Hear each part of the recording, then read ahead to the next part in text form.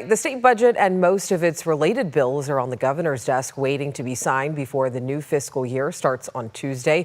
Lawmakers in the Assembly and the Senate today work to pass them before the end of the month deadline. Now, the final budget deal costs some $321 billion and closes a projected $12 billion deficit. I want to go ahead and bring in ABC 10's Becca Habegger, who has followed the discussions all day, and she's joining us live outside the Capitol right now.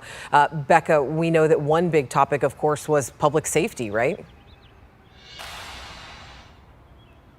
That's right. Alex, lawmakers in the Senate and the Assembly were hashing out the finer points of all of these bills today as they voted on them, what they liked, what they opposed.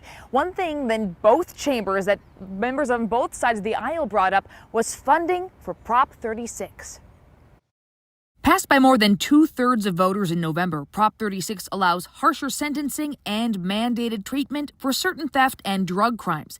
Democrats put $100 million into the budget to fund it, which Republicans argue is not enough. The voters voted to have Prop 36, but what good is it if you're not going to fund it? And not only are you not really funding it, we even reduced what the funding was to begin with. I had an amendment to fully fund this with $400 million, but obviously that wasn't heard and didn't go forward. The administration this year said they expected the cases only to be about 3,600 cases.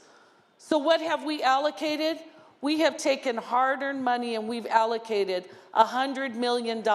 And I assure you that as those cases increase, which I suspect that we will, we'll have to make additional adjustments. Also in the budget, maintaining that controversial expanded Medi-Cal coverage to include low-income undocumented adults, albeit now with some new restrictions like a $30 monthly premium and freezing new enrollment for full-scope coverage after this year. And of course, that means we're going to dip into our rainy day fund more and borrow some additional dollars. I spoke with Chris McCaley. He's an adjunct professor at McGeorge School of Law and expert on the operations of the state legislature. He says there are a handful of final budget-related bills that still need to be passed on Monday, so the legislature will convene again then. One of them involves CEQA reform, the California Environmental Quality Act. Proponents say it's an important tool for protecting species, habitats, and people in the face of land development. Critics say yes, but it can also be used to tie up projects in years-long bureaucracy, stalling and even killing development, including much-needed housing. Newsom has vowed to bring reforms, and one of the bills Monday aims to do just that. So important that McCaley says the bill includes a provision he hasn't seen in more than 20 years at the Capitol. That says if that bill, the CEQA reform bill, is not adopted, signed by the governor, the whole budget goes away. It's automatically repealed. I think that goes to show the public that the governor and legislature are very serious about significant CEQA reform in an effort to expedite the building of more affordable homes here in the state of California.